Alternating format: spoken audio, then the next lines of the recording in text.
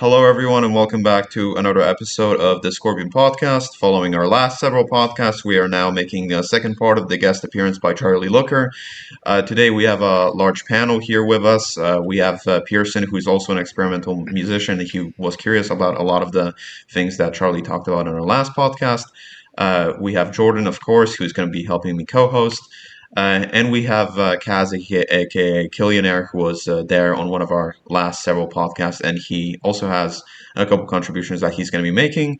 Some of the topics for this episode are going to include the continuation of the previous forward that we have on philosophy as well as experimental music. We're going to ask a lot of questions, dive into a lot of interesting topics, and we're also experimenting with a little bit of a new format that you're going to see about halfway through the episode. So, without further ado, Jordan, what do you have to say? Yeah, well, the format change. It's not some nuclear bomb. It's not crazy, but just it's lighthearted. It's fun.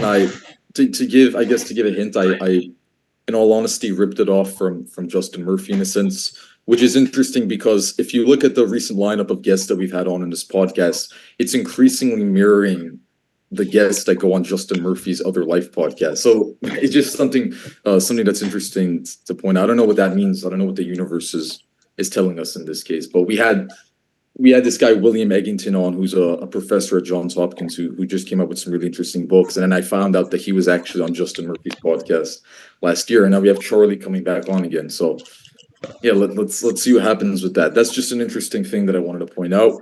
But yeah, I mean, let's just dive right into this. To be honest, I'm going to lead with the first question. So for the last podcast that we did with Charlie, we came with an exploration of your musical influences and your musical projects over the years. But then we somewhat rapidly and suddenly segued into a broader conversation focusing on intellectual, philosophical, artistic manners, right? And do I definitely want to continue exploring those latter themes in great detail today? And that's definitely what we're going to do with the this new format that we're experimenting with, that we're debuting on this podcast for the first time.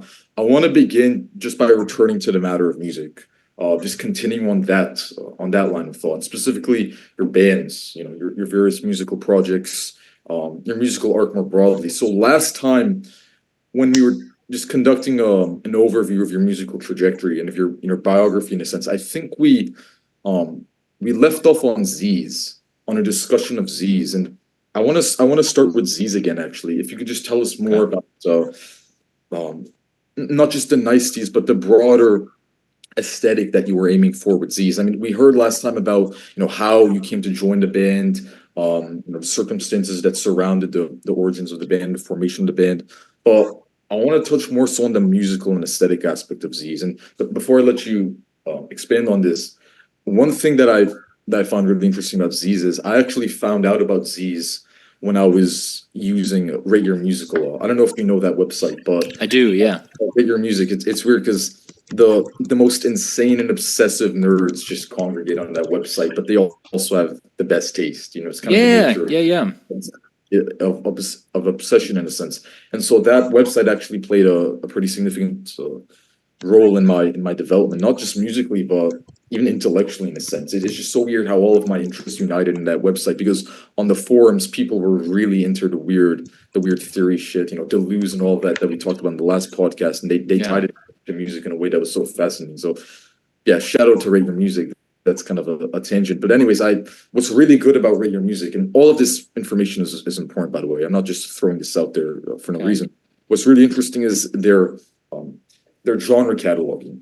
They have so many hyper niche genres, and they have charts for each genre. So the highest rated albums for each genre, and you can just scroll down and down and down until you're seeing top 500, top 1,000 genre lists for the most obscure genres that people don't even know exist. And so I was looking at this Z's discography, and I saw the term brutal prog.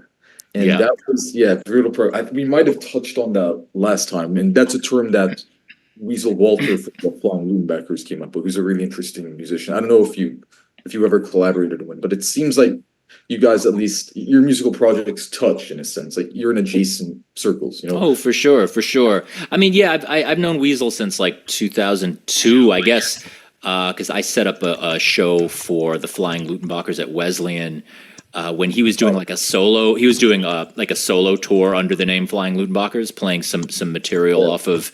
I think it was off of Infection and Decline, that record, like, but with backing tracks and stuff.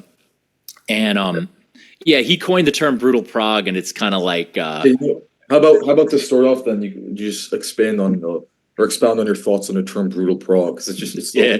Right? Yeah. I mean, it's kind of like it kind of became a little bit of a joke, even with me, and maybe not with Weasel, but with just me and some other people. Even though I think it's a great term that it did accurately describe a certain thing going on at the time. I don't think that's like a genre that continued. Like I think it was very much like Weasel was like noticing a thing that was happening within a thing, like just a tiny little thing.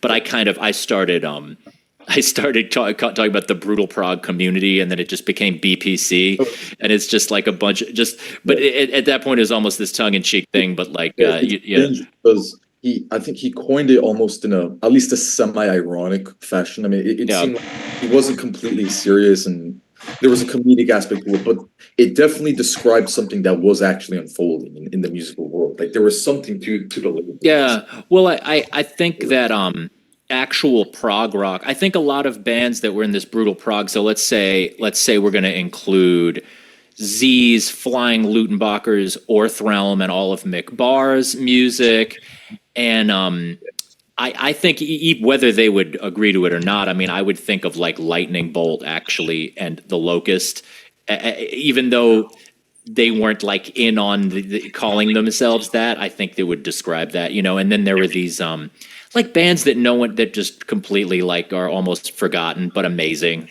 Grand Ulena was another band. Stats. Do you know Grand Ulena? Okay, not forgotten then. Not forgotten. No, because there was something weird happening in St. Louis for some reason. St. Louis cities. I don't know if you noticed that was a big hub of this really weird dissonant brutal prog math rock stuff. There was also Muscle Brain.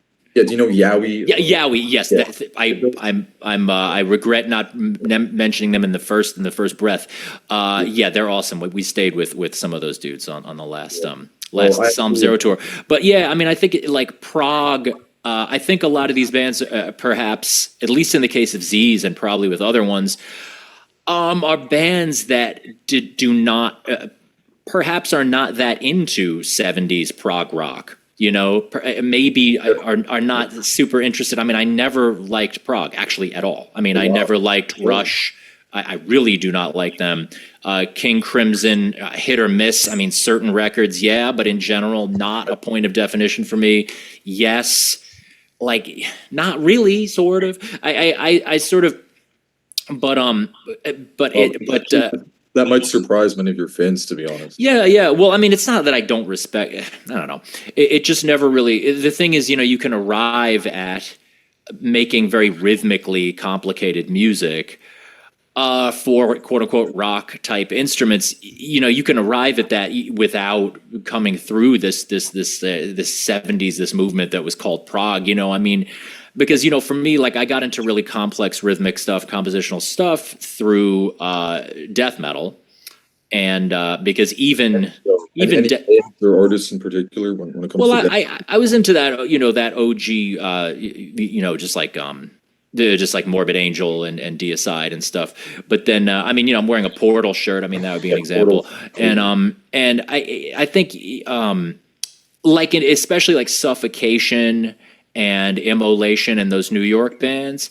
I mean, that's an example, Suffocation. I mean, these bands or Cryptopsy, these are like, it's really complex music compared to most guitar-based music, but it's not really like touting itself as being like, check out how complicated this is. So, I mean, yeah, and so this the brutal prog thing. I think a lot of those artists were into like what you would call prog in the past, but but the brutality of it, clearly Z's is not as brutal as I don't know, Devourment or like brutal slam music, but there's a less wimpy aspect to it. I mean, it's just traditional prog music, prog rock tends to be quite. There's a softness to it. I mean, there's a politeness. There's the grand ambition, but there's a polite way of playing.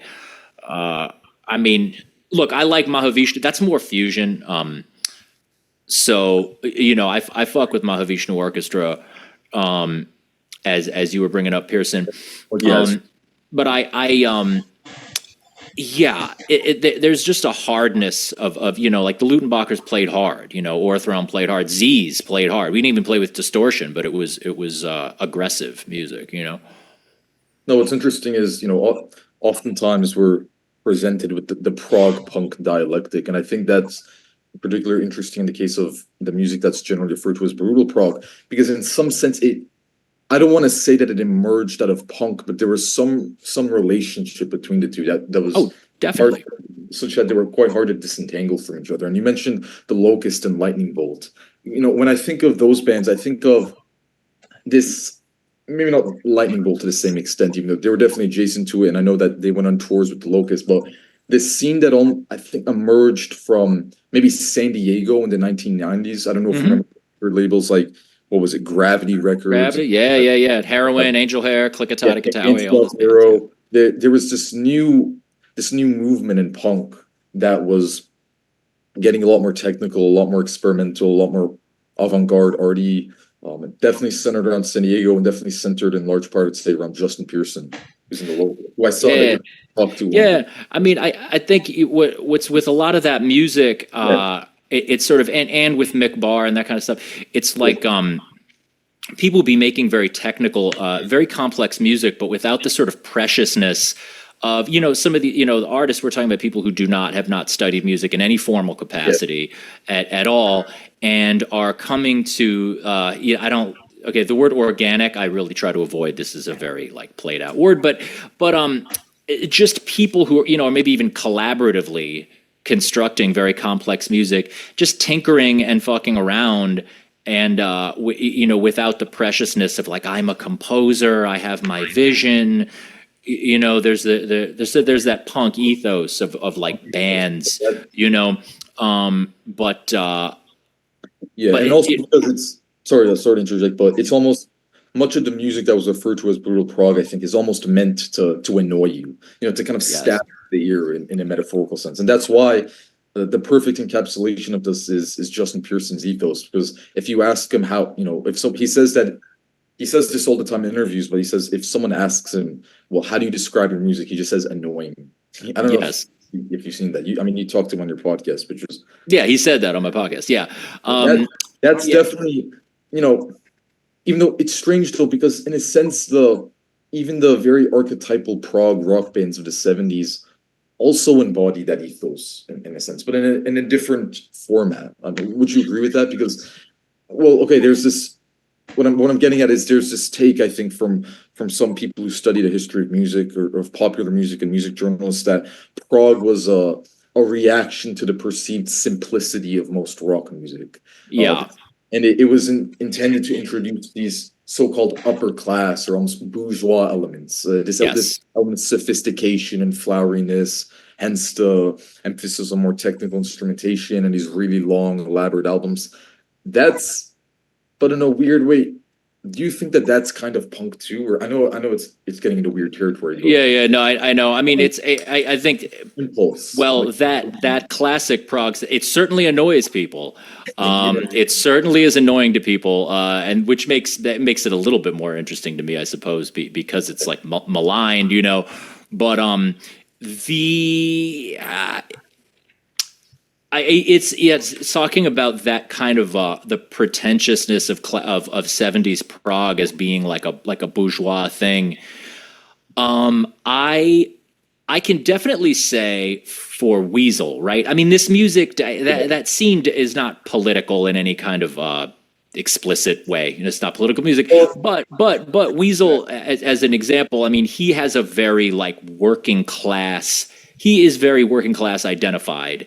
And his and for him, modernism has a sort of for him, like the avant-garde is not for the rich. He has an anti-elitist kind of sense of what the avant-garde is. Yeah. I don't want to speak for him too much, but That makes sense. That makes sense. Yeah, I completely agree. it almost so that is the thing with the punk aspect of that Brutal Prog thing of being like, look, we're making hyper complex music, but anyone could do this. Yeah. Now, I don't actually think anyone could do this stuff, and in later, and as I get older, I become more elitist. But see, Weasel has an elitism too. There's It's like you stumbled on one thread that's taking you in a different direction, though. The losing line of flight, but then you just return.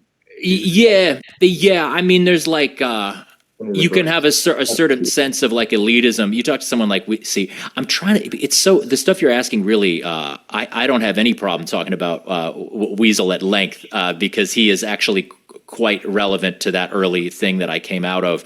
But I also don't want to overly put words in his mouth. But this thing of being like working class identified or anti-bourgeois in some way, like having the avant-garde be that to me has a sort of, I guess, Frankfurt School-ish kind of thing to it, an Adorno-ish vibe. I mean, this time, or someone like, these composers like Luigi Nono, who are like straight like communists or whatever, and who to them the avant-garde is very much revolutionary in that way. But also, you talk to Weasel, there's maybe a leftism, but I know he has we at least have talked in very elitist terms about like some people are fucking losers and some people are cool, aristocrats of this whole. Something that I've found is that a lot of the 70s prog rock, it's very Apollonian and not in a very good way. Like, it's very effeminate. It wants to be smart for the sake of being smart. And also punk music, it's very hedonistic and it wants to be stupid and loud for the sake of being stupid and loud. But I think what guys like you are doing is kind of bridging the gap where it's more virile and more well thought out. I appreciate that. Yeah. Well, yeah, I would say there was always the straight edge side of punk, though. So that. Yeah, but that's like, but that's just as libidinal as shooting dope, Pearson straight edge, or what's that? Is Justin Pearson straight edge? I know now it's like trivia, but I don't think so. No. I think he's, but I think he's quite disciplined though. In his, I would say to Pearson what you're saying. Like I definitely this sort of faux intellectualism of the 70s prog thing is very real. As far as it being effeminate, I would argue that it's not feminine enough in a certain way, because these dudes, that kind of music, I'm trying to think how to say this.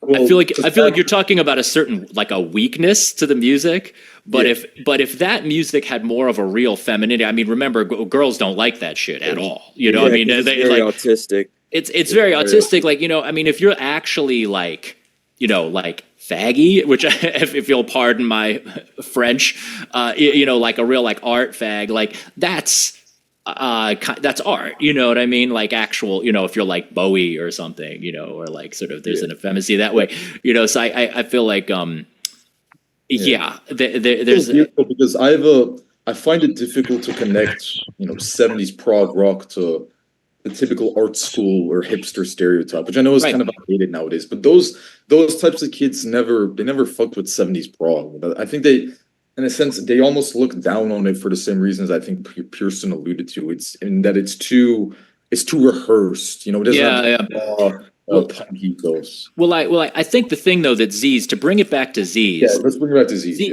Z's was almost an outlier within this weird scene. So even within Brutal Prog, we were like weirdos within that, because I was saying that the whole Brutal Prog thing, so much of that was about this thing of like, it's hyper complex, but you don't have to know any music theory. You don't have to read music, like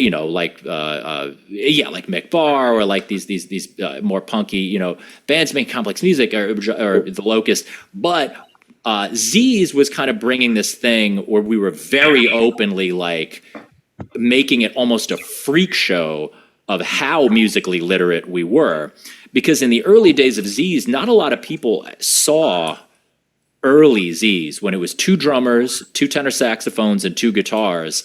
And we would set up in a V formation with these 11 by 17 music stands, the biggest available music stands in this militaristic formation. And we had like, we had this like all navy outfit with Z's embroidered on the sleeves and stuff. And I'm just gonna say it, man. That was some shit, dude. To see, I mean, rolling up to like loft shows to do that, because it was like a freak show. And so it was almost like this weird, like contrarian, even within this somewhat contrarian brutal prog thing, because it was almost like, see, irony is not the right word, because when you see that level of discipline and rehearsal, there's no doubt. I mean, it just reeks of labor. I mean, it's just conviction, labor, discipline, work, like, just an assault of that. But then to have it be like, no, we're actually reading music as a performative kind of thing. It almost made it like this. It almost had this vibe of like, no one else needs to do this. We're doing it for everyone, like it's just like this level of musical literacy and training is so extreme that it's being presented as other, you know what I mean? It's not being presented as like, oh, like smart people know how to read music. It's more like, no, insane people do this, like autism. I mean, I've often joked, I mean, it's funny, like I'm not on the spectrum. Well, I'm not diagnosed with autism. And Jordan Peterson, autism is a result of higher exposure to testosterone in the womb. So, maybe. I would explain. Yeah, Really? Well, other people theorize it's like a sortative mating of high IQ. Justin would go on this, but sorry, what was I saying? Yeah. I mean, I've been joking recently that like, no one in Z's was autistic, but if we came out now, we would be canceled for appropriating autistic aesthetics because the music is so fucking autistic. It's like the most. But yeah, man. So I mean, Extra Life and the stuff I did after Z's. Yeah, no. One second, because I was go ahead. To just explore the segue from Z's Extra Life, but before we do that, what I was getting at earlier before we went to the big tangent on brutal prog is that despite the fact that Z's was labeled as a brutal prog band, though ostensibly, I detected certain differences in terms of the actual musical content and the sound that seemed to separate Z's from the other brutal prog bands that we mentioned. So bands like Yowie, Grand Ulena, even the Locust to an extent, because I think what characterized those bands fundamentally and what united them despite the different scenes that they came out of. I mean, the Locust came out of the SoCal hardcore scene, and Yowie was just much more experimental, hard to classify project, is that there was this erratic quality, hence math rock. A lot of these bands were labeled as mathy or math rock. That term was becoming into fashion at the time in the 90s, 2000s. You had bands like Don Caballero or Hella were also grouped in this to an extent. But that doesn't really describe the sound of Z's at all. I mean, and I think in a sense, Z's was almost a polar opposite of that. It was still very abrasive, very strange, complex music. But wouldn't you agree that it was a lot more, the emphasis wasn't on, all right, extreme technicality, very high note density, super jagged, like rapidly changing time signatures. It was more minimalistic in nature, more militaristic, more strident, and I'm trying to think of how to describe it, but I read one, it might have even been a Pitchfork review, which takes me back because, Pitchfork was all the rage back in the 2000s and 2010s, and they covered many of these bands, despite the flack that they get now. But one music journalist described Z's as the sound of a factory in a sense. I don't know what you think of that, but this crushing industrial sound. If you want to comment on that, on those distinctions, because that's something that I think is quite important. I mean, were you guys influenced by industrial music or no wave or noise at all, or anything? Very, very much no wave. No wave. Yeah. I would be the one in that group that was into industrial music, not really the other guys. I mean, it's a little bit, I mean, could be too much of a tangent to go on all the details, but I mean, one of the things that made Z's totally different is that even though it was a collective and there was this sense of, we're all wearing uniforms and like, oh, who are these guys? This very band oriented thing. Actually, most of those pieces were written by individual composers. Alex Minchek wrote entire pieces. Sam Hilmer wrote entire pieces. I wrote entire pieces. But there was this collective pool of influences and this sort of understanding of what the Z's vibe is. But so there's a unified thing with this aesthetic. But one of the things that the fact of notation, I was talking about how the notation was this sort of exotic performative thing that's like so unpunk that it was punk in a way. Yes. It was not just a superficial element to experience as a live thing that allows you and steers you to do certain things musically using notation, and I think one of the things that set Z's apart, I mean, not like light years away from, but something that's kind of different. A lot of what people were calling math rock, especially like Hella or like especially like Don Cab or whatever. I love that stuff. I'm into it. Definitely into Zach Hill's drumming and stuff. But a lot of so-called math rock is coming. It's not coming from a point of view with a notation, using notation. It's all collectively verbally worked out, and I think a lot of the time, when you're coming from a rock band collective compositional approach, you're starting from this assumption of repetition, because that's what rock is. Yep. And then you're like fucking with the repetitions. You're like, okay, we're going to add a beat here, then we're going to shave off a beat and a half here. Then the fifth time it happens, it's only going to happen a third of the time. And then, so, and then you're creating the stuff that's very asymmetrical and so-called mathy, but it's beginning from, you're like starting from normality. You're starting from repetition. When you're starting from like a page and it's one person writing a thing on paper, often, I would write this stuff at a coffee shop with earplugs in. Sam and I would set up at a coffee place and just post up with huge scores and just put earplugs in and just write straight to the page. When you're doing that, and especially when you're influenced by, I was talking about being influenced by death metal, but I was also really coming out of just modernist classical music, or what are you going to call classical? Post-war European avant-garde music, like I was saying, Luigi Nono, Xenakis, Stockhausen, et cetera, or even just like Elliot Carter. Some of that even crosses over into industrial in a sense. When you think about Stockhausen, people like that, right? True. Yes, you're right, but not that aspect of it. Like, yes, the noise. You're saying Z's in particular wasn't necessarily influenced heavily by the more industrial aspect of. No, not really, not really. But I'm talking more about just the practice of using notation to write totally non-repeating music. The fact that when you sit down, you can just have things. It's way easier to conceive of things that are just not repeating at all. Yes, because you've just got a blank page. If you could just draw a bunch of bar lines ahead of time if you're like a plebe or whatever. But if you know what you're doing, you can just have shit just flow.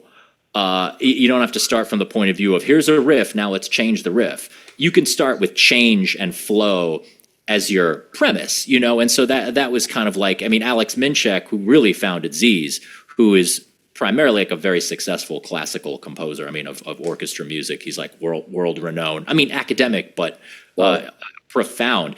Alex Minchek, the original dude. He was the guy who got us into Deleuze, and he's talking about the smooth versus the striated.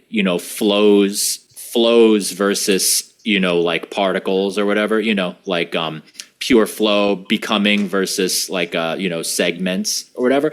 So it's like having this ability to just having like math rock come from just a pure flowing state that you can then communicate to people using notation. That was something that set Z's quite a bit apart from these other bands, because when you're rehearsing music that way, you're communicating it to people on paper. You don't have to be like this is that thing from before, but it's a little different. You don't have to be memorizing the shit in terms of what repeats. Does that make sense? As That sort makes of sense. how that? Yeah. That's so fascinating because That reminds me of if you're familiar with Globe Unity Orchestra, Don't know him. Alexander von Schlippenbach, a stupid name, but I've heard the name. Yeah. it was like a 19-piece jazz ensemble. It's all written out, but it's made out of members from Manfred Schuf's and Peter Brutzmann's band. I think Braxton played in it actually. If you look at Okay. live videos, it's all rehearsed. It's all written down, but it's the most out of this world, insane, technical. Well, not necessarily technical, but Yeah. Wait. avant-garde music. you mentioned that- that. Oh, sorry, go Global ahead. Unity Orchestra. Globe Okay. Unity Yeah. Wait, Orchestra. you mentioned that Peter Brotzman was affiliated with this in some way, or Yeah, Peter Brutzmann. I'm pretty sure his entire octet played with them. yeah. On that note, Charlie, were you and your artistic collaborators back in the day? Were you guys ever interested in the avant jazz, free jazz bands? Not necessarily bands, but artists of the '60s, like Peter Brotzman and Yes. that kind of- you guys, because I think there's definitely a line of continuity that extends from an album like Machine Gun. Like, Yeah. to the brutal prog scene and all of this weird. Yeah. There's definitely Well, something to it. Yeah, well, Sam Hilmer and Alex Minchek, the guys who founded Z's, they founded it and then brought me in really soon after. But yeah, they are the saxophonists for Z's, and by the time I had met them, they had kind of processed all of. They were kind of like done with free improv, like done. I think when I first met them, they were like kind of getting bored of doing free improvisation, but of course, they really had absorbed Brotzman and and some of the more esoteric kind of not that Evan Parker's esoteric, but he's sort of like the next more abstract, and Braxton for sure. So yeah, they're coming out of that, but then they were kind of like, we're sick of playing free, we want to do stuff that's totally composed. And I think Yeah. for them a big thing was like they were almost like sick of the saxophone. Because they don't in that early Z's, they're not playing the sax like a sax. They're playing it like a guitar. They're like da da da da da da. They're doing that. Because Yeah. within the context of this music that's generally described as brutal prog, I think the saxophone is actually quite prevalent, definitely, but it's used in this manner that recalls almost late era Coltrane, where it's very shrieky. It's loud, and obviously Z's is loud too, but in a different manner. Because, like I said, it's more high pitched. It's very frantic. Like, I can't make all the noises, but the note density is a lot higher. I'm not really good with the technical terms, but whereas with Z's, it's a bit more repetitive. A bit more industrial in nature. Again, that's an interesting dichotomy.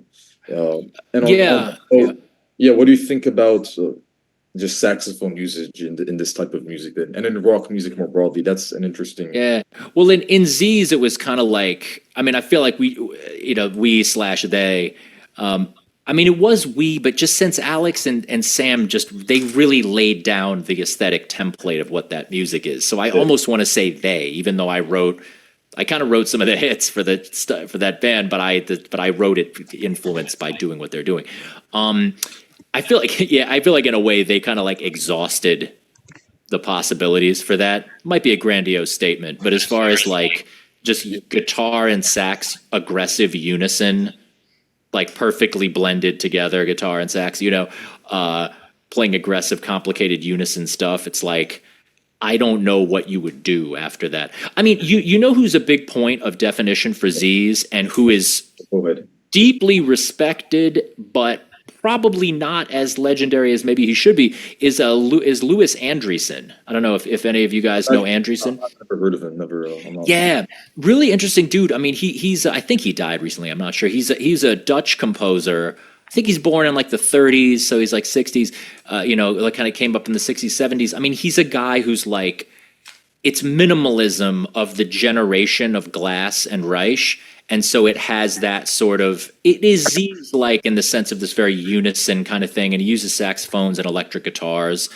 And there is this like unison and kind of hard edged repetitive thing.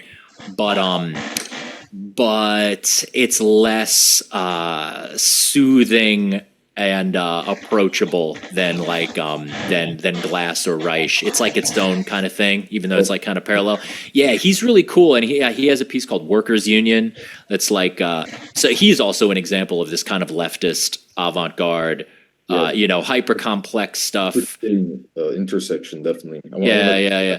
On this podcast, but another line of continuity that popped in my head I think might be interesting to explore is do you think that there's any such line that exists from, let's say, the 80s downtown no wave scene in New York, where artists like Glenn Branca, I don't know if you've heard of Disease, because at least on the surface there are many similarities. I mean, when you talk about this combination of somewhat of an academic background or a formal training being utilized for very brutal and almost unacademic ends, even though that actually opens up the door to a separate conversation of whether or not, music that is churned out by the factories of academia, in a sense, can actually be rebellious or brutal or have this raw integrity, which in turn just opens another door concerning, the role of these established institutions in society and whether or not they can actually produce anything that's intellectually interesting, that's another conversation. I wanted to get into some themes touching on that.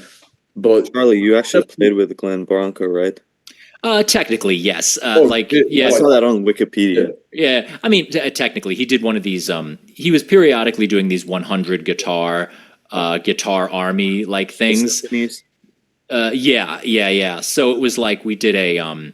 So I got invited to, it would be like people would recruit sections or whatever. So I got to get in on that, when I was like in my early 20s. But it was, but actually it was for a recording of one of his guitar symphonies, and the recording was done at like I can't remember what it was, like the Hit Factory. I think it was I can't remember. It was like a really big famous high level studio, and Weasel was overseeing it, but some other guy, not Weasel, but some other guy fucked up the whole recording, literally didn't press, some intern or there was someone down the chain that literally just dropped some ball of plugging some shit in and none of it got recorded, so it just didn't even happen. Weasel was fit to be tied. He was enraged. But anyway, but yes, I got to play in that. Yeah, that was what I was afraid of was going to happen with the podcast. So I get I get the anger. So it's quite a bit lower stakes, but What I was getting at is that similar that same combination or intersection of backgrounds seems to manifest in much of the 80s downtown scene as well with Glenn Branca, because if I recall correctly, he had somewhat of an academic background, right? I mean, you might know more about this than I do, but it seemed like he came out of somewhat of a certain tradition, maybe minimalism, right? I don't know if I don't think he's trained at all. I'm pretty sure. Yeah, I'm pretty sure he's coming from an art world. Art, just art scene kind of. I think so. If someone else, but it's just because for some reason I associate him. Maybe it's because he has projects that are titled something along the lines of, like music for guitar orchestra or something like that. Yeah. Well, it's but isn't there some connection though between that scene and very academic composers? Undoubtedly, you mentioned Steve Reich and Philip Glass. I mean, there's some type of connection there. There's minimalism, yeah. I mean, there's repetition, but people are doing different stuff with it, because I mean, someone like Branca, that kind of minimalism. I mean, by the way, I love Glenn Branca. I mean, it's legendary. You can't even. It's almost beyond do I like it or not. It's just undeniable. Would you say that he's similar to early Swans, maybe because they also yes, I would say Swans a lot, like Filth in those albums. I'm a big fan of the Swans, yeah, for sure. Yeah, I mean, if we're talking about minimalism, someone like Branca is very, very different from the Reich thing. Well, see, it depends on how you look at it. I mean, they're pretty similar to each other compared to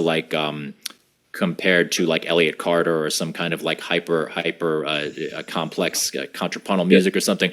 But something like Branca, it's that minimalism of this sort of ecstatic building up, something like a more like less fucked up version of it would be like Godspeed You Black Emperor, like post rock, like I feel I like Godspeed I also. got into buzz back in the day, yeah. No, It's like repetition that's about building in this catharsis. It's like it's cathartic, ecstatic music, and Glass and Reich and those two in particular, you're really dealing with stuff that's a little bit more. The minimalism is about like slight changes in the rhythm. Like it's not like building music. It's like stuff that like unfolds in a sort of like more contemplative kind of way. The repetition, the sections, they shrink and then they expand and then they like, it's it's less ecstatic, Mhm. Yeah, one second.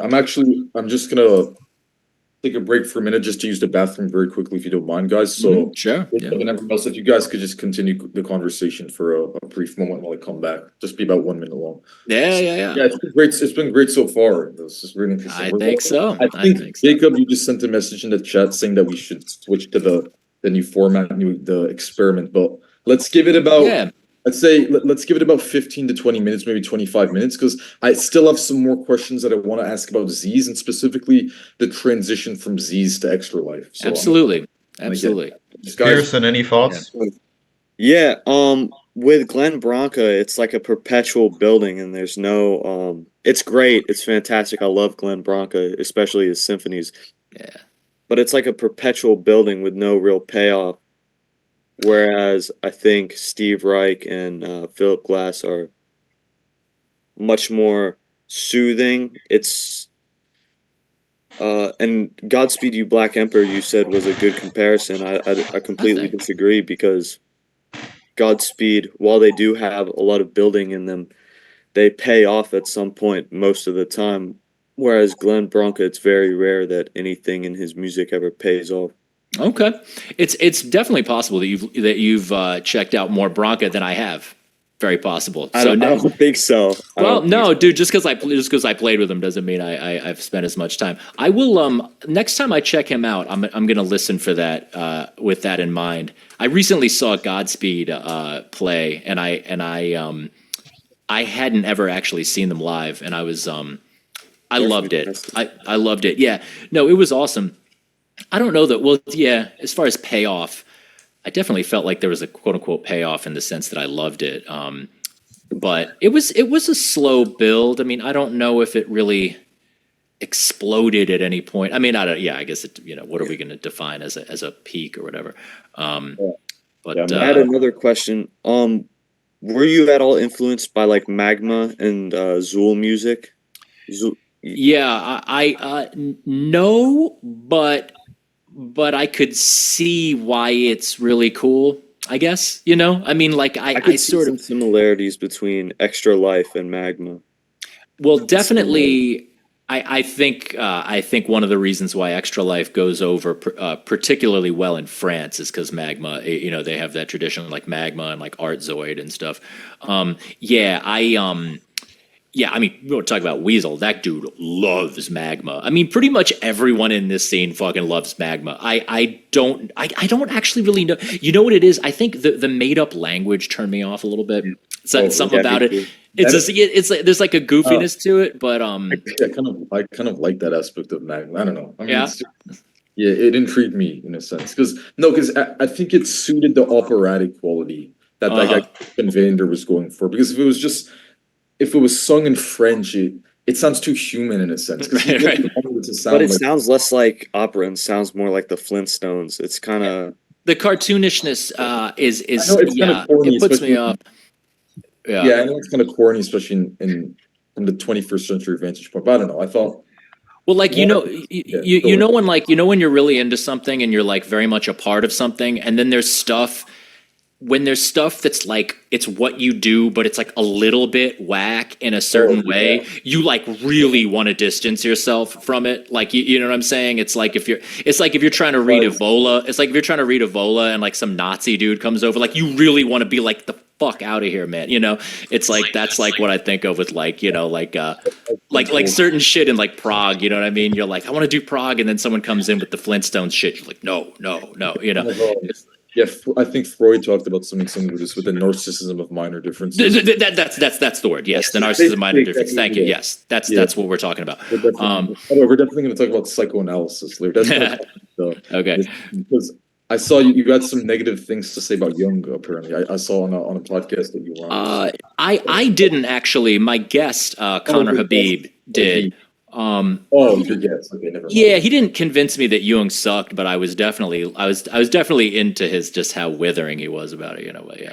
Well, we should save the psychoanalysis discussion for a little bit later because that's its own tangent in its own Yeah. right. So, what I wanted to ask about is, so speaking of the extra musical qualities, right? What sort of rationale informed the very unique and provocative aesthetics of Z's? And by aesthetics, I don't just mean for instance, the live shows. You mentioned the uniforms. That's something that's really interesting to me. But the lyrics, the album art, the themes, any intellectual concepts that may have informed the music, because there was some. It wasn't disparate. There was something that I think you guys were aiming at with Z's when it comes to the lyrics and the artwork. It painted a relatively unified picture in a sense. And then my second question on that same note is I remember again in the interview with Justin Murphy that you did a couple of years ago, you said that, and this really fascinated me because I never really heard of too many composers or musicians that had done something like this. But you said that you guys actually you directly applied concepts from Deleuze and Bergson, not just to the aesthetics, to the lyrics, which seems more obvious, but to the actual music itself, like the sonic and auditory qualities. That's what really fascinates me. So if you could just expand on those two questions. Yeah. I was touching on it a little bit before, but I mean, really, Alex Minchek who's like the godfather of Z's. I mean, he turned us on to Deleuze and to Bergson, and I mean, just these ideas of becoming and flow. Dealing with like flow. Yeah, really, just the smooth versus the striated. And how does that apply to music? Because I'm actually somewhat ignorant of that. Well, it would be a thing of form, and Minchek's stuff in particular, just rates of change. Like at what point do you start to experience musical elements as distinct ideas versus when are you experiencing something as just change, and when things settle into repetition, how, at what point does that start to feel like change? It's repeating so long that starts to feel like a change, even though it's like, I mean, a guy that Minchek turned us on to, a composer, is Helmut Lachenmann, who's just one of these like really crazy like post-war classical composers. Yeah, his sense of form, it's this thing where it's like things never really settle into a striated sense exactly. Like it's very difficult to do to demarcate sections because just the level, it's just like varying degrees of speed of change. That's interesting. And yeah, I mean, like it's like with Bergson and Deleuze, they're both really into like Zeno's paradox, with the arrow and stuff. So that's like, Minchek is like very into like trying to write music that the way it unfolds, like just change within the music. That the change is so smooth. It's like the arrow that you could striate it, but at no point is it actually at rest. Yeah, that's fascinating. Then in regards to the lyrics and the artwork of Z's, what themes were you guys aiming to explore at the time? There was definitely some interesting intellectual content there, I'd say. Yeah, some of the stuff with it is a little. I don't know if it's as unified, or I don't know if what we were going for would be as consciously unified as it might seem. I mean, there was a certain vagueness but hardness. We had these titles: arms, what were they? Glyphs, bump. These things that didn't conjure up a whole lot of very specific human things. I'm trying to think back, man, because it's funny, like what. But music journalists so kept saying that you guys were trying to explore some political themes. That was a constant in all of the Pitchfork reviews. There's some. Well, I mean, they used very vague language as is expected of Pitchfork, like exploring themes of liberation and things like that, which can be interpreted to mean anything. But yeah, I don't think we were exploring liberation on any level. I would not say. End up with the Pitchfork writers. I don't know what those guys. I don't know if you had to like ascribe like a political valence to early Z's. Like I just keep thinking of like communist or something, even though we were in no way communist at all. Like we didn't have like a explicit political agenda, but it just definitely had like an illiberal leftist sort of vibe to it or something. I don't know, I'm trying to think. Well, critique. Okay. Critique, which is not necessarily left wing, I'd say. I mean,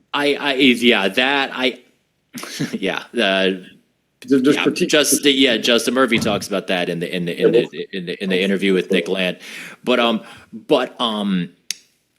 we didn't have a specific political critique, but it was almost like we were just like the spirit of critique is the spirit of what we're coming out of, which is some kind of DIY punk, whatever you want to call that. Well, that spirit of critique, and this is so significant. I mean, that's what underlies almost all intellectual and creative activity, whether it's music, art, film, literature, philosophy, even maybe not to the same extent, but science to an extent.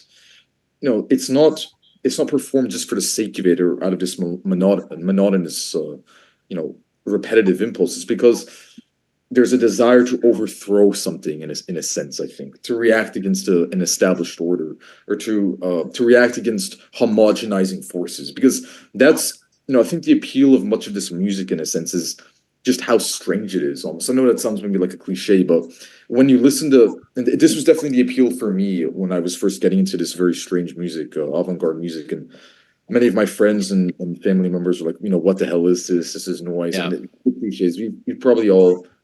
Anyone who's into this type of music has probably experienced that at some point in their lives, especially if they don't hang around circles of people who are also really into it. Yeah. But what I associated with this type of music with back in the day was actually this Foucauldian concept of the heterotopia. I don't know how familiar you are with that. You mentioned Foucault in the past, but so basically, the heterotopia, simply put, is the other in a sense. It's the heterogeneous. It's that which almost summons a portal or an escape away from this ordinary kind of reality that is just mediated by, the activities of consumption and production. It's an escape from that. Yeah, it's like this portal into another world, and I associated that concept with this type of music, honestly, and I think that's what the spirit of critique is, in a sense. Now, it's not necessarily referring to just some metaphysical fancy or flights of fancy or anything like that. I mean, there's a concrete aspect to it as well, but the spirit of rebellion against boredom, in a sense, or just against this kind of I know consumerism sounds like a cliche way to phrase it, but that is almost what it is a rebellion against, in a sense, right? This homogenization of reality, kind of. I don't know. Maybe I'm going on a weird range. No, you're not. You're not. I detected something of that sort in this music, and what you're saying makes sense, but there's a lot in there. There's a zigzaggingness, but I see the things you're getting at. I'm trying to respond in a way that honors that. Yeah. Okay. Yes. Z's. Okay. One of the things I think you're talking about, like alienation. Like just something that some kind of unalienated experience. Like a rupture in reality. Like a tear in the fabric. That's yeah. I mean, heterotopia. I mean, that just sounds like difference, right? I mean, that just sounds like a sort of transcendental like sense of what difference is, like being confronted with difference, right? Way more so in a concept of geography. So almost what the situation is explored later on. Yes, I was going to bring them up, but yes, sorry, keep going. I'm still really into the situations. I think their work is actually as relevant as ever. Hell yeah! And that's another area of exploration. But but it's not just limited to that geographic context or territorial context. I think no good thinker would be so crude in their work as to create such a box. Yeah. That reduces these very important concepts to just a single meaning. No, for sure. But I mean, yeah. Sorry, go ahead. I just Yeah. wanted to. Well, I mean, something. Okay, Z's was very unromantic. I mean, this we can say about all of that so-called brutal prog stuff. Punk in general, I think we can say, is very unromantic music. Is it anti-romantic? I'm not sure, but I think there's an inherently, I think it's cool to try to not say left and right. I'm like, they're not bullshit terms, but like, maybe I can dodge this. Like, what I know of Marx is that it's about demystification and shattering mystery. I have my own take on that, but go ahead. So. Okay. Yes. Okay. At least one of the things that Marx is known for, Marxism or Marxianism, is like demystification. I mean, I do know that is something that is a big part of this, right? And that romanticism, the romantic tends to be more associated with more reactionary politics or something. I mean, now I'm sure that there are deeper readings of Marx where it's like, no, there's romantic Marx too. I'm sure, but I think Z's had an unromantic vibe in the sense that we were obsessed with like material, like the materiality of sound. This kind of thing of just like pure like sound, not like the humanistic aspects of like expression. It was not about personal expression, about love and pain and fear and death. And like, it was about like, we are dealing with sonic materials, and the things that are transcendental about these things are just imminent to like sound itself. And so that has a certain lefty political, I guess, just flavor a little bit. So I don't know if that has to do exactly with like critique, but I don't know how that lines up with this idea of critique, but that was one aspect. It's really interesting. There's so many fascinating thoughts are emerging in my head right now, just as in reaction to what you just said. But what I see with Z's then is you mentioned it's not very humanistic music, it's not very romantic. It's not meant to comfort you in any way or to placate you or to appeal to your emotional side. But what I see in that is almost this Landian vibe, like Nick Land, because I know that sounds kind of weird. And no, do it. It's very pragmatic and detached from emotion. Well, that's not. Yes. Well, that's no. But what I'm saying with Land is because Land is all about, Nick Land's main themes are the alien, but literally in the sense of that which is not human, and inhumanity. His coldness, I think, his name right now on Twitter is outsideness, but the outside of the human in a sense, and the outside of the human. So that's where, honestly, I'm gonna have to rant about this because I think it actually really pisses me off that so many people misinterpret Nick Land. And I know, at the end of the day, it is philosophy, so this isn't something like a mathematical proof where there's only one right way to interpret it and everything else is wrong. And I know people have their own subjective takes on this, but many people, and this actually reflects a broader problem, I'd say, especially in online discourse, but the commodification of intellectualism in a sense, where thinkers are almost repackaged as memes, basically. sure. Just like symbols, right? And that's also stems from message boards like 4chan and the memes that they proliferated, and Wojaks and all of this. But what's resulted in is this strange phenomena where people are constantly engaged with thinkers from the Western tradition, outside the Western tradition, but not even on a surface level, and in such a manner that they're just aesthetics in a sense for them. They're like these aesthetic references. They don't really understand the content of what is actually being. I mean, that's been going on for a long time. Yeah, like but if you read Kierkegaard, he would always use like Socrates or Plato or Aristotle as fictional characters, or even Plato used Socrates as like a mouthpiece, not actually what Socrates said, but he used Socrates like a fictionalized Socrates to talk to other people in his own like imagination. So that's that's a recent development that's been going on since the beginning of. Yeah, but that's probably a lot. But that's probably a lot deeper and more serious than what than what Murad's talking about. Because Kierkegaard, I mean, he's doing that for a very specific purpose, right? I haven't read what you're talking about, but nowadays we're not. I mean, they're not.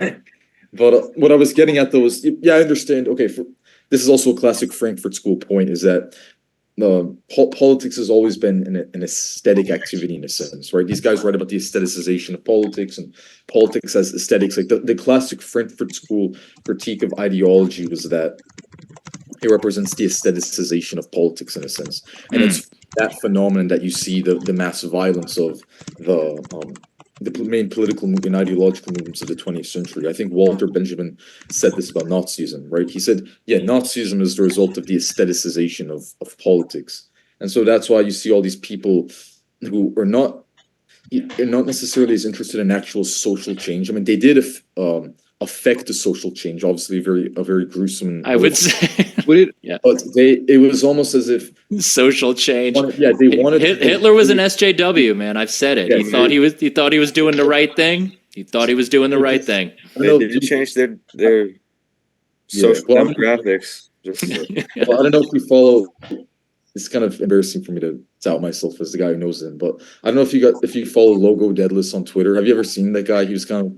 Yeah. I'm very interested in a lot of the time. I don't know what he's referring to, but there's this new academic field that's gonna start called Logo Deadless Studies. I'm calling it that has his own insane universe of just like crazy shit. Like he thinks that geometry is like the plot of some alien intelligence and that it's like anti-human. I definitely believe that. For sure. Yeah, that intuitively makes sense. I don't have any like real agreement, but that's Instead, it like opens up. You can access portals. It's just some weird shit. So I know I'm going to a tangent, but that guy's just so fascinating. Is that the guy we're going to invite to the podcast and he bailed on us? We have a bit of a weird history with him because that was the guy. Yeah, that's the guy, and that guy's so funny. Charlie, I'm sorry that I don't want to bore you with this shit, but I mean, I know who that is. I don't know. We have a history with him because we invited him to the podcast in like January, and then he said, "If I have time," and then after that, he was, Jacob, you can describe what happened. No, he was basically texting Jordan back as if he was a girl that doesn't want to go on a first date. And I kept telling Jordan to leave it alone and that he just doesn't want to go on. It just never worked out in the end. Well, this is trying to get this. He's a cool guy, but anyways, he thinks that gravity is fake. Like that guy's insane. But anyways, he actually has this interesting take that this hot take. Obviously, Twitter is meant for this, but he said Hitler was actually a liberal.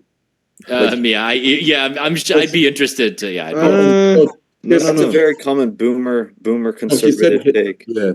No, but you know what the rationale for this was? He's like, he said Hitler is the culmination of liberalism because of, man, I'm butchering this. It was something to do with his obsession with eugenics and evolution. Oh yeah, those liberals with their eugenics. No, because he has this theory that basically a contemporary liberal hegemony is actually like some secret Nordic Scandinavian plot to take over the world. Okay. Well, yeah.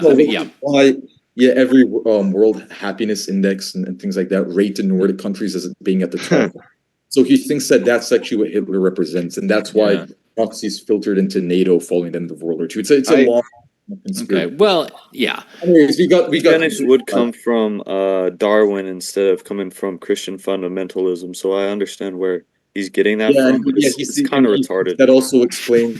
He thinks that it's. No, I mean, he kind of makes a vague point there, where you could argue that Hitler is kind of the culmination of the liberal idea of the unified German state under Bismarck. The German Confederation. We're talking about Hitler.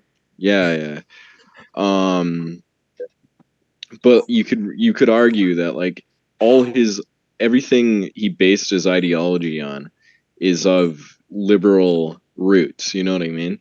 Like You could trace This it is back, yeah.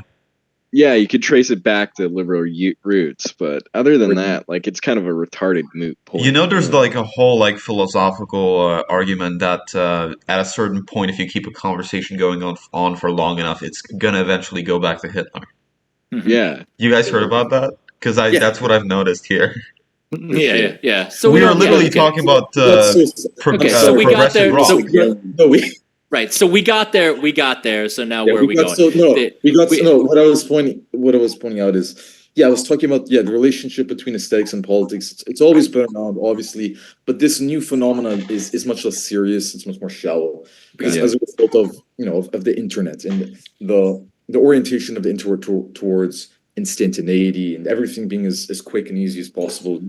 Kind of getting a deeper understanding of any topic through that type of media. But before that, you brought up land, right? You want Land. What I was saying about land is, it annoys me that land gets misinterpreted all the time. People just know him through memes and these like snappy one-liners like New China Rush in the future. Here's the thing, okay, Nick Land. So he has this one quote which I think perfectly sums up his intellectual project, and it's quite succinct, especially for considering how verbose and long-winded he generally is. But it's this. He says. It's roughly along the lines of my interest, my main intellectual interest, or the intersection that's guided everything I've been interested in for the past 20 to 30 years has been this. And he says it's the shared, this is almost verbatim, the shared teleological identity of capitalism and artificial intelligence.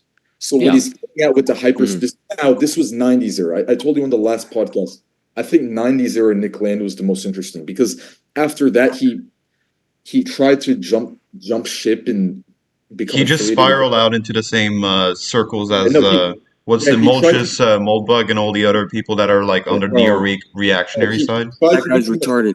He's like, have you seen him? I've heard about him. I've watched videos about him. Yeah. Anyways, what I was saying. But so land. Let what Charlie was the land? Yeah. No. I'm just not sure. I'll talk when it's clear what I'm being asked. I have a tendency to ramble on a bit, but honestly, it's necessary to understand what I'm saying. Okay. So later on, he tried to join what was then known as the alt-right and was kind of cringeworthy, wrote Dark Enlightenment. That's not interesting to me.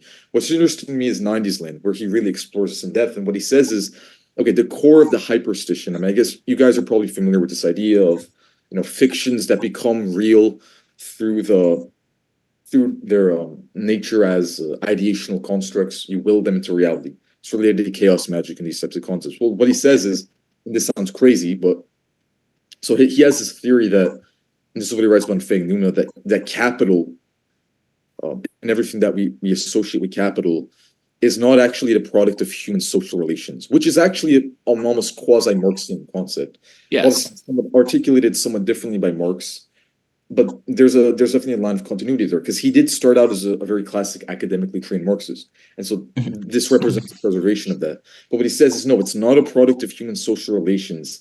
It's literally an alien. And this is like this where the really crazy, the meth starts to show. But he says it's actually the product of an alien intelligence from another dimension that's reverse engineering itself back in time. So it's traveling to actually assemble itself, and that results in the complete annihilation of humanity. Yeah, it's the Terminator. Yeah, it's basically the Terminator, but which sounds like some weird sci-fi shit at first, but there is something very intellectually valuable there because he's getting at this concept that we actually touched on earlier with Marx, with demystification of abstractions. This is a key point in Marx's thought, but basically Marx was very angry at, and the people that followed him, the neo-Marxists, they were very angry at the phenomenon of reification, which simply put is this tendency to, or not necessarily tendency, but treating an abstract entity as if it's something that actually exists in the real world, which is what Marx described capital and the economy. Yeah, the commodity as a treating them as actually treating social relations as the products of the inherent attributes of the humans that actually engage in them, rather than just as things that we believe in and then we prop them up because we believe in them, but they don't actually have concrete existence outside of us. So it's not like the laws of physics or anything like that. If we stop believing in them, they would just disappear. They'd vanish. And so that's why I think that neoclassical economics is a completely bullshit field.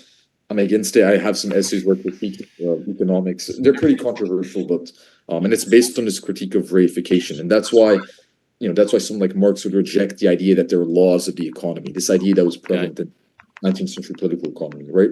And so Nick Land's just taking that up, and he says, well, yeah, humans were dominated by these abstractions, and that's the main source of oppression in a sense, is reification, and the fact that we don't realize that there's this specter that's looming over us. But then it seems as if the ends of and the fundamental operations of these abstractions are so inhuman that they're almost alien in a sense. It appears as if they don't have any relation to humanity. They have to come from some external alien source, which is where he's tying in artificial intelligence. Because, I like to think of myself at least as an AI theorist, but I don't actually think of AI as intelligent. I think artificial intelligence is a misnomer and the reason I don't think it's intelligent is because it lacks this phenomenological quality. So obviously computers they can store tremendous quantities of knowledge, and they can perform computations much more rapidly than any human can. That's why we have calculators. That's why we have all these encyclopedias and databases, but they don't actually have like a high degree in being in the world. They don't actually exist in the same way that we humans do. So they're not truly intelligent. They're not conscious. They don't actually. AI doesn't have a thinking process. There's some AI nerds who I can't stand these guys. They think that AI can actually become conscious. And no. Well, I have very little. Yeah, I have very little to say about AI, one way or the other. Are we? What I was getting at with relation to Z's is, so it's AI is not really intelligent, but we tend to think of it as if it is, and that's embedded within the title itself.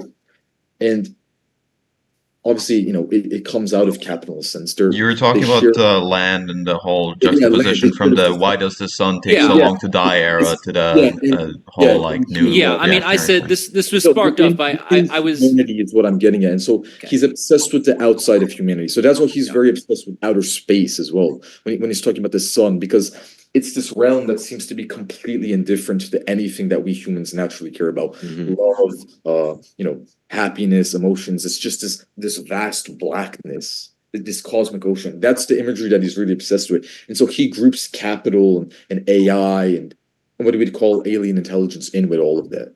Right. I know it's okay. So I'm So again, like Jordan, let Charlie talk, please. I don't know what to say. I don't know what to say. What's the prompt? Just give me a prompt, man. Give me something to work with here. That's kind of the Z's vibe. It's the inhumanity.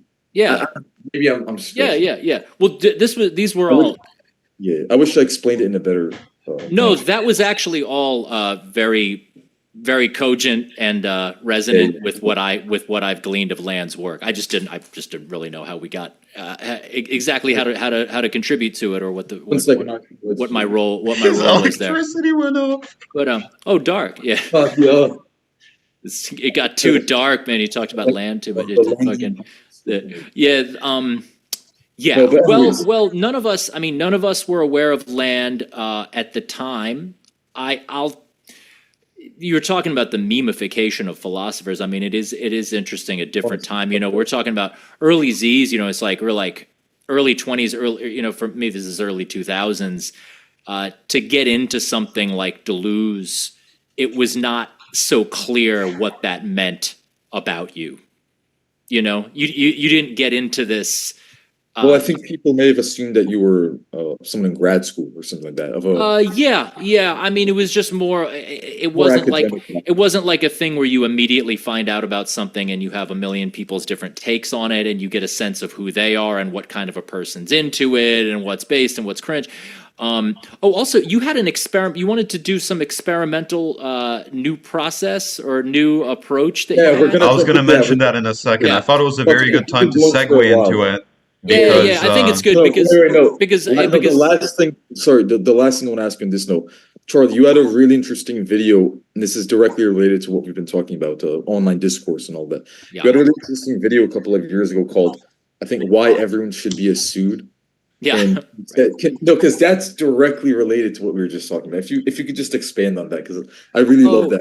Well, video. I can't remember exactly how I put it. I thought it was what I was talking about. I think I was sort of praising The positive side of what you were correctly saying also sucks, but is that the young people getting into, or older people getting into philosophy through these ridiculous memes and meme ideologies, it is a kind of a cool entry point to stuff that can save you some reading, I think. I mean, some of these, you're not going to get a deep understanding of a thinker from like just fucking around on Twitter with like the new, whatever. Like, but you can learn. I mean, like your boy Logo, Daedalus is he's actually putting people on to real thought. I mean, it's like, that's an actual smart guy who's like packaging shit into this sort of like somewhat more entertaining little takes. So yeah, I mean, I was just encouraging people to be sloppy with how they dive into stuff, because I had people, some of these videos I'll like talk about, my take on Mark Fisher, or I'll talk about my take on a certain thinker or something. And some people talk to me and they'll think that I've read way more than I have. I mean, and they'll think that I've read more completely than I have, because I'm able to say certain things. And so I was just encouraging people to be like, dude, you don't have to have read the entire history of Western philosophy. Some kid came up to me after a show and was like, oh, I'm a big fan. Like, where should I start with philosophy? Like, should I start with the pre-Socratics and work my way through? I'm like, dude, are you fucking kidding me? Like, absolutely not. People do ask me that all the time whenever I say I'm into philosophy. They ask, oh, should I read Aristotle or Plato first? Read whatever interests you. Read whatever is most pertinent to where you're starting from.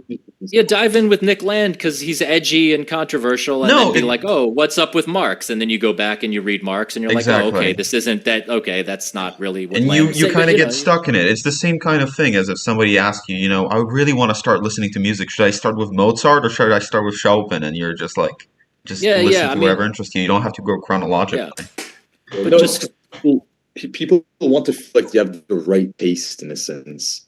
They want to feel almost educated, like they're doing the right thing. And that's a big trap though, because you never actually self-actualize when you do that. I think the thing about internet sued culture that I like is the freeness, is people's feeling of freedom and boldness to just like start talking about some shit that they've read a little bit of and make jokes out of shit. I think that's cool. What I think is bad is when people start to get ideological about it and start to this compulsive like this thing of like these like meme ideologies and people having in their Twitter bio like I am a this-ist, like post this communist, like shit like that. That's where I think stuff gets stupid, because you're identifying yourself as a thing, and like ideology is a big deal. I mean, like people live and die by that shit. And even if people don't live and die by it, they like become losers by it. I mean, like, it's just like less. It's not as bad as killing and dying. But I'm saying, like you can really fuck yourself up with ideology. Sure. So yeah, I think it's cool that people are like suits and sloppy with their stuff, but when people try to latch on to like being this identifying, I always say this, man, to younger people, man, it's like, it's really hard to imagine. I think kids now, I don't know if you can really imagine what it's like to just not have to have opinions on shit. I mean, to just be able to go around and people don't expect you to actually have political views on things. That's people had political views. That died with 9/11. It's another fucking world, man. Like, I mean, dude, like when I was in college getting into this shit, it was like there was no sense that I was gonna get an ism from reading Deleuze. Like it was just assumed like I'm a weirdo artist. Of course I read some weird shit. What weird little nuggets about the smooth and the striated can I take out of this that maybe I can use in the thing that I'm really supposed to be doing on earth, which is being a musician. It's like now, like kids will get into this shit and they're like, well, damn, I guess I better be, I mean, I was alt-right last week. I guess I better be a communist this week. It's like, bro, you don't have to do like any of this shit, man. I think one of the most bizarre yet simultaneously influential and significant cultural phenomena of the past decade is like Zoomers and maybe young millennials getting obsessed with political ideologies online. Yeah, it's wild, man. It's wild. I mean, it's cool. Look, I mean, it's like the new form of it does what musical subcultures did in the past, like scene kids and shit like that. Yeah, I yeah. don't know about this because I think there have always been radicals. There have always been a lot of radicals, but they're just able to congregate online. I think some people are more inherently drawn to Marxism or third positionism or anarchism. They would have been there already 30 years ago, They wouldn't 40 have been years. able to talk about it though. That's the thing, yeah. Yeah. Yeah, You mean just like They you mean wouldn't just have been able to articulate their points as well because they wouldn't be able to be in communication with other people who are radical as they are. And they wouldn't be able to argue with people who are radical in a different way. All they have access to is like people who uh, believe in Jean Locke Status or quo. whatever. okay. You mean it kind of like almost just like personality types, like there are just certain people who are like anarchist type Yeah. folks who just at any point would have been Well, kind yeah, I of mean, more well, anarchist. Yeah. music and politics has been heavily intertwined for a while, Jordan, right? I see the same thing with religion though. Like there are a lot of people nowadays that say they're Yeah, basically LARPing religion. as Orthodox. I am Orthodox. They've never been to an Yeah. I Orthodox LARPed. church. I I'm an LARPed as Orthodox man Orthodox. by the time they Yeah. realize So, Thomas Charlie, I don't know. Aquinas What do was you a think thing, of and they're this like, oh, phenomenon I'm actually Orthodox. of religion becoming increasingly prevalent and important for young people, but in a strange, Well- almost artistic way of I get it, man. I mean, I get it. I mean, aesthetically, I can see why Protestant stuff is very not in style. Aesthetically, it sucks. I mean, New England chapels suck. Like visually, they just look. They just have no fucking vibe. Catholicism looks great. I mean, it smells great. It's beautiful. The opulence. I mean, I don't. Yeah, some of this stuff I don't know what to make of some of this thing of religion because it's like people want higher values, people want something to live under. People Art want is some identity. It's identity. people. Well, Yeah. The thing you were talking about with Nick Land earlier, how AI could never truly become conscious. That's one of the things that convinced me of my Christian faith is that an AI could never really be conscious like the way a human is, despite it being even probably equally complex and being designed by an intelligent life form like humans. Like AI could never write crime and punishment.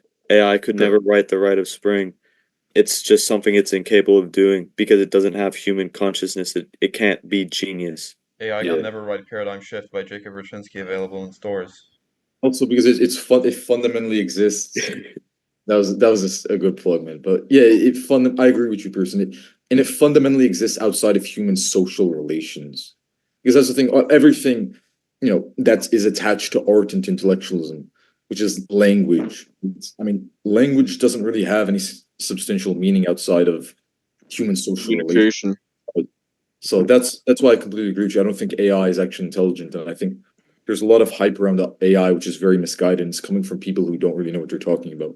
But Yeah, anyways, Jordan, I think we should go on to I wanted this to ask format. Paz though what you just thought about. Sorry to call you out, man, but what Yeah. you thought about Let's some of wrap the- it up. Let's wrap it up. No, Think I want- about like We're gonna run out of material for a third episode, Jordan. no, because we have the new format though, man. Yeah, that's Yeah. what I was talking about. Can we get into it Okay, instead of just fine. talking about it? It's Alright, like a should big we- mystery egg let's that get we're into it. skipping. Let's get into it. So basically, we're experimenting with this new format. It's pretty lighthearted, but it's interesting, and it allows us to hit many different interesting topics in quick succession. So it's based or cringe. So what we're gonna do is I found out about this because obviously it's not a very complicated idea. So I could I think I get it. Yeah. Yeah, but because Justin Murphy asked Doska Nekrasova of the Red Scare podcast this on his podcast that he did a couple of years ago, which is a series. So we're gonna list a series of topics, and then you're gonna tell us if they're based or cringe, and you Okay. can give an explanation. But to make this more interesting, what I want to do is, how about this? Instead of just going in a linear manner, so from 1 to 2 to 3, so on and so forth, we can each take turns. So each of the hosts of this podcast, so me, Kaz, Jacob, Pearson, picking not a random one, but any one from the list. And it doesn't have to be in any particular order. Just Okay. whatever you think would be the most interesting one to start off. So I've been talking for a while. I'm gonna let someone else pick the first topic. So I wrote down a list of topics, but I suppose you don't exactly have to be limited to the list. I mean, I think the topics are pretty interesting, so I'd like it if you guys use them. But yeah, so who should go first? Let's see. How about Jacob? How I about can go first, I guess. yeah? So we have a big list here. So So how does this work? Am I just supposed to select one of the topics and ask him? yeah, I thought we were just gonna do all of them in a line and all at once. Yeah. no. I feel like it's more fun this way though. If it's For sure. Let's So, okay. stop talking about it. Jacob, choose something. Jacob, pick one. Transhumanism, based or cringe? Cringe. Charlie, I'm mostly I asking mean, next. Charlie. Cringe for sure. Yeah. Okay. Can- Does someone no, want to I go don't- next? no. Or? No. Wait, but Elaborate. expand a bit. Expand a bit on transhumanism. Elaborate. It just doesn't aesthetically really appeal to me. Yeah. I think ultimately, I guess I like thinking about it because it makes me realize that I'm just this sort of old-fashioned humanist. I probably, as much as I think ultimately I only like thinking about inhuman or transhuman stuff as a sort of outside of home, which is there's nothing shameful about being just being a guy. I think it's just there are certain things that I can't conceive of that my brain can't process, so I'm just like I'm not doing that. Like that's sort of There's nothing shameful about being a humanist. I mean, I would consider myself to be a humanist in a sense. Jordan, So can I ask another one really quick? Because I found this one Okay, funny yeah. that was on the list. Yeah. Okay. Charlie, Montreal, based or cringe? And I know Kaz Oh. will have something to say. Go Oh, on. Montreal. I have to say Montreal's based. Yeah, for sure. Well, yeah, I think it's based. Well, I was gonna say because that's where Gorguts are from, but I actually don't think they're from Montreal. I think they're No, from. they're not. They're from what is it, Trois-Rivières? Okay. Yeah. So, I Have mean, you ever played shows in Montreal with one of your bands, like Extra Life? yeah, a long time ago. It's we're not Extra Life's touring in November, and we're not playing in Montreal a gig, but I think I'm going to be doing a workshop at the University of Montreal, like a little composer workshop thing. Oh yeah. So I guess it's based. I mean, I go where my money's green, right? So it's based there. I was just gonna say, no, I think I love Montreal. I've been there a couple of times. It's actually the only city in Canada that I've been to. I know Kaz has a lot to say about this because he actually lives in Yeah. But it's just I don't know. I love that place, man. It's beautiful. I think it's one of my favorite cities. Yeah. Toronto sure. is way more based, but Fuck no. Montreal. Fuck no. Toronto is an absolute shithole. You know what I mean? It's like, I don't know. It's the most like soulless corporate city in the world. Really? You know what I mean? Just Yeah. roasting Toronto. Kaz, where are you I from? mean, it's like- I keep forgetting where you live. Southern From Ontario. okay. Ontario. In the greater Toronto area. But like if we take this generic kind of like neoliberal ideology, Toronto is just that manifest, like I thought that would be hyper Miami. progressive. Oh, No, Miami hyper. has individual. Miami's cool as hell too. I don't Yeah. know, man. I mean, Toronto. But Charlie, I don't know. What do you like about Toronto? I don't know, it just seems like a I've very just had I don't know. I've had good shows there with decent turnouts, and the food is always excellent. I The always food end is up good, yeah. I always end up going to Chinatown. What's it called? Videodrome takes place there, if I remember correctly. Yeah, Videodrome does take. Yeah. I think it takes place, but I'm not sure if it was filmed there.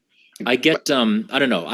When I have good shows, when I have a good gig and I get fed well, I like the place is based automatically. So that's Toronto. But Montreal too. Anyway. Yeah. But you're asking about Montreal. What's does everyone agree Montreal's based? Is that I agree. For sure.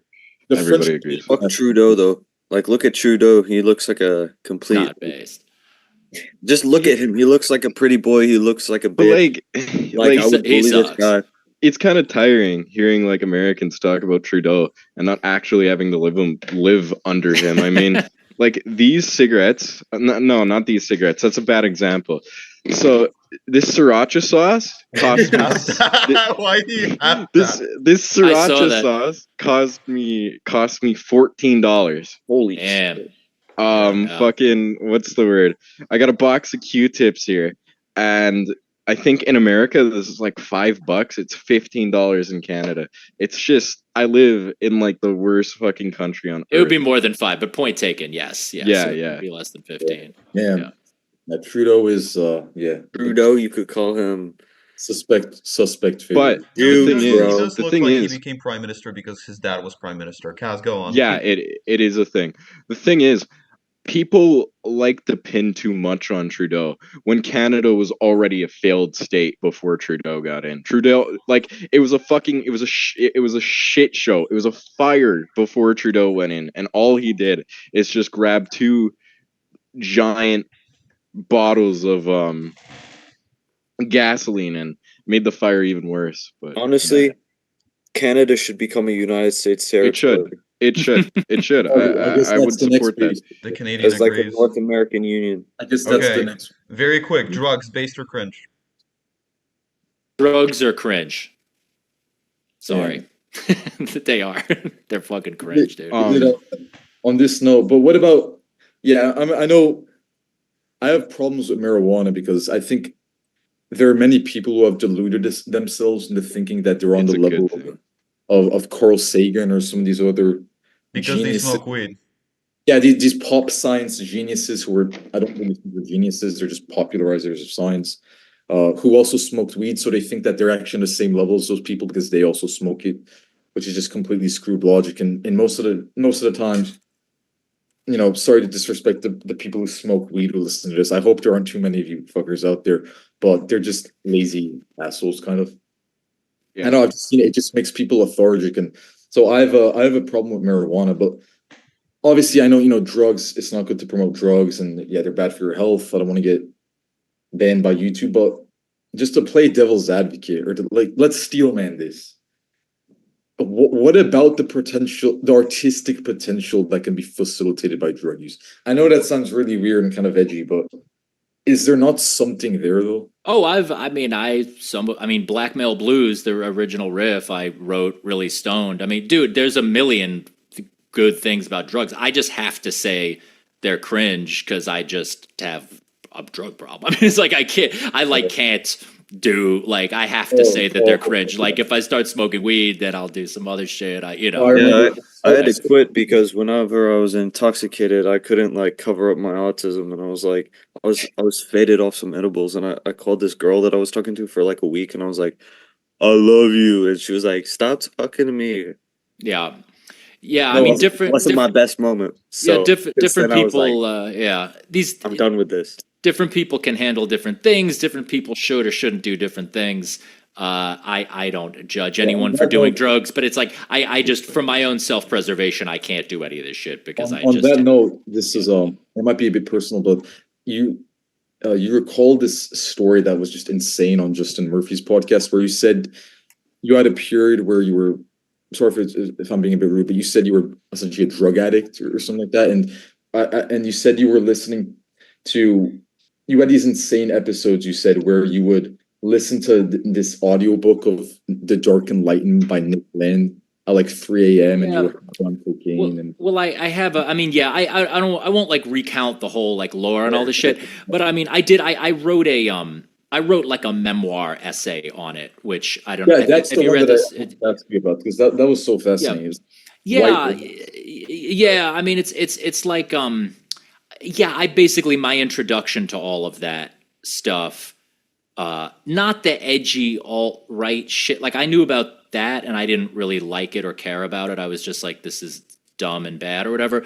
But when I found out about Land and Moldbug and the Dark Enlightenment shit, yeah, I got into that sort of concurrent with having like a very bad cocaine and crack problem and stuff, like around 2017 and 18. So and I just sort of got into the audio books, the text to voice audio books while getting high off this shit. And it's, I mean, it's what people said happened to Land, although I don't know if that's just lore or whatever. But in any case, these are reasons why I'm distrustful of ideology, because I see how, dopamine is dopamine. I do have to say very quickly before anyone else jumps in, just from like having all these connections and hosting podcasts for years and sort of trying to get into these circles, I found out that a lot of people who produce like high quality work often have both like a predisposition to substance use, and they also have a hard time with it. Like the people who Yeah. can really handle alcohol, the people who can really handle weed, harder drugs like cocaine, the people who can just it doesn't do anything to them, they're often not very artistic. Like the person I know who holds his alcohol best is an absolute idiot. He holds his like he can drink and half a bottle of vodka, it won't do anything to him, but he's also an idiot. Mm. So you find these like correlations. I found that really interesting. Jordan, what do Yeah, you think? I agree. Well, yeah, I agree with you in a sense, and I do think but at the same time, there's a very rare and special type of person who can actually make something out of drug usage, and especially these harder drugs like cocaine. And, A lot of and people even- use it as an excuse. Like they say, yeah, I can't be creative without it. the vast majority of people do not fall into that category, and they should stay away from it stay as far away from it as possible. But yeah, you get some exceptions. I mean, I honestly think Nick Land would fall in that category. Like, yeah, he was abusing methamphetamines in the 90s, but I mean, Wasn't everybody? I mean, I wasn't, I don't think it would be too far of a stretch to say that that actually contributed to his intellectual output in the 90s. I mean, it's kind of weird and edgy, but there's definitely a connection there. But anyways, Well, people, yeah. I mean, a lot of people who like his '90s stuff, but are very, very disgusted by his his rightward turn with Xenosystems and everything. yeah, he stopped using drugs probably in the 2000s. I think Oh well, that's not he moved to Shanghai. people. Yeah, people say Well, I it's mean- the. But anyways, yeah, we don't need to gossip about Nick Land's Yeah, can we personal get Charlie to finish first, though? Yeah. Oh well, I mean, yeah. what I was gonna say is, I mean, as far as like the idea of creativity coming from drug use and stuff, I don't. There's truth to that. There's falsehood to that. I think the contemporary culture and just like probably the past 150 years or something romanticizes that shit too much. Yeah. I mean, if we're talking about Apollo and Dionysus, I mean, people just like the extent to which people focus on the Dionysian aspect of being an artist is unhealthy, man. You know, it's really unhealthy. Like, reflect the reality of an artist's life. So what's that? it also doesn't reflect the reality of an artist's life. Well, yeah, I mean, this is the thing, you know, because it's like, I mean, I'll write whether it's, you know, even without drugs, I mean, other just forms of dysfunction or chaos or Dionysian stuff. I mean, it's like, I'll have this stuff in my lyrics and stuff, but it's like, man, you know, end of the day, I am here to like be good at something and like build something of Obviously, of quality, you know, like of just it's like sublime, you know, this is about sublimity and just excellence. So I sort of like, yes, of course, people have created all kinds of amazing stuff while super fucked up on all kinds of drugs, but I just like I say cringe just to counter that shit. To take the edge off of that, man. Because also people, you know, sometimes I feel like when people are like, "Yeah, man, like that's crazy," like you're like this drug dude. It's like I feel like people are like not on my side or something. Like you know what I mean? It's like you just like want me to like fucking not you, but like one. You know, it's like people are like, "Yeah, that's right, shoot dope, dude." You know, you keep making that next record. It's just like it's obviously it's not good to hang around those types of people to a great extent. Obviously, they'll weigh you down. But Okay, what who wants about to ask the next question? Yeah. Oh, you do? let's do next one. Yeah. I have two that I would like to ask. So, what do you think about anti-technology, like anarcho-primitivism? Based or cringe? I know that's right because if I said transhumanism is cringe, do I have to say this is based? Fuck. Oh, It's not based. I'm so neutral on that because it's such a losing battle that it's almost just like, oh, like you want to do that, you know, like it's like that's not going to work. So it's just kind of like, fuck. Can I abstain from this? I guess I'll. okay, to provide more context, I grouped it in with radical environmentalism and deep ecology. Does your perspective change now, or? I don't know. I have very little. I have very little exposure to that stuff, man. You know, the eco terrorist like shit. I don't even. You know. I get a lot of exposure to it because my Of course you friend, do. he's like a Kaczynski, Wow.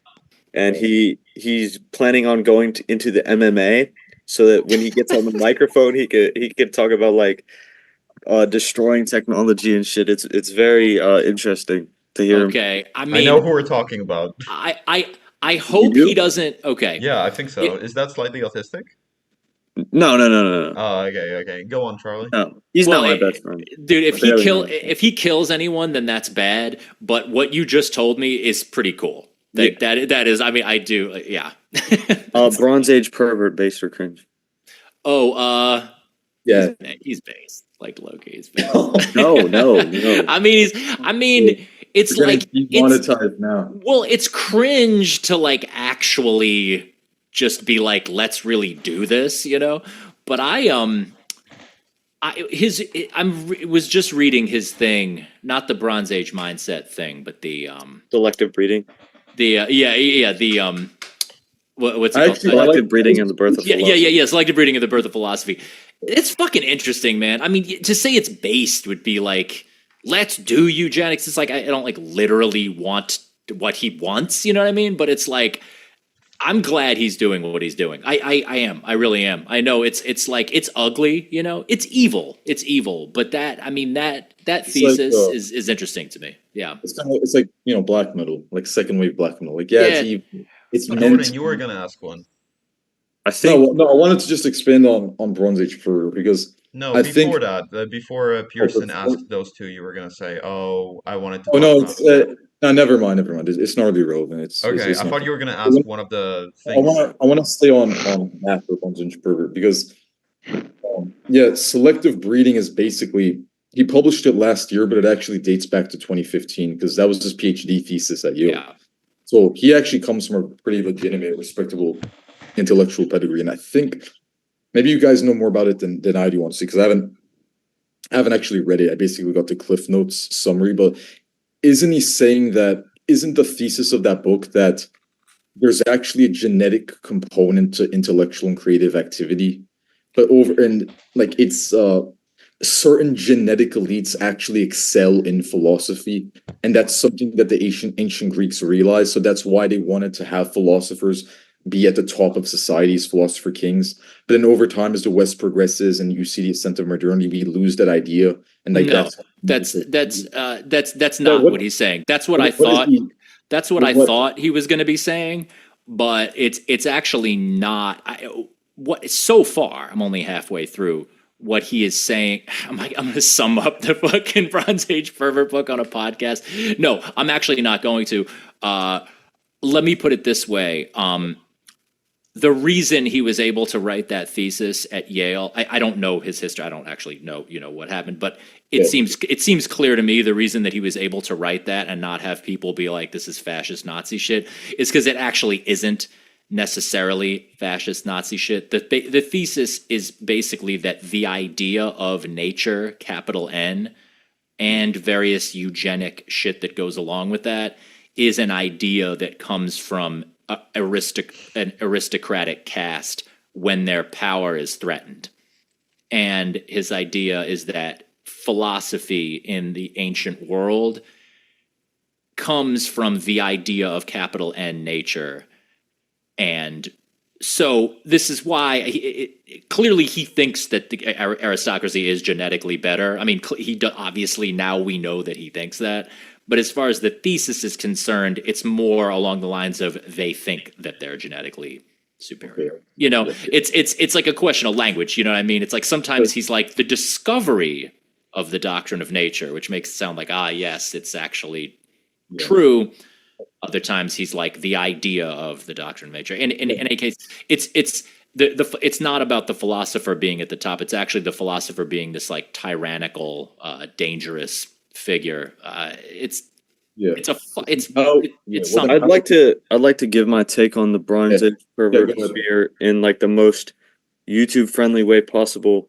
I think he's like funded by Peter Thiel, Probably, and yes. that the entire sphere is kind of trying to move more dissident right people that might be influenced by like Evola into less positions that are less critical of foreign influence, if you catch my drift. Yeah. But that Kazmir is you should ask a question. Yeah, no, I've Yeah, been meaning to I- get my question in. I don't. So I actually don't know exactly what Pearson means, but I'm interested. I sort of maybe think I know. I will. Yeah, maybe you could. I don't know, like fucking. Anyways, well, what I was I think I kind of know what you're saying, but I will put it out there just for myself. I do ultimately think that what that sphere wants politically is bad. I do think what Thiel wants is bad. I agree.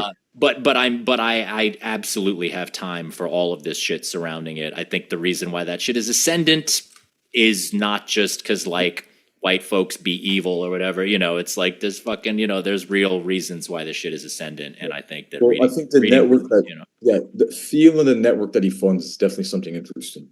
I mean, it's almost like this underground subterranean movement in a sense that's actually having an influence on society. I mean, JD Vance, who's Trump's vice presidential candidate now, is almost part of that network in a sense. Yeah, I think so. Yeah, and I Or mean, actually saying that he reads Bronze Age pervert now, which is the craziest shit to me. no, I know. I mean, it's like, yeah, it's funny because when this whole shit like kind of started, I was very freaked out and very earnestly afraid of what's going to happen. Now that it's happening, I'm somehow less afraid, and I'm just like, oh yeah, Bronze Age perverts base. Like I don't know, maybe now's the time to actually get more afraid. I don't know. I mean, but in any case, Bronze Age pervert. He always said though that at the end of the day, he's more of an aesthete or someone who's pushing forward an aesthetic project than anything else. I mean, maybe he's shifted his tune recently just because he sees that this Steel Bucks network is actually exercising more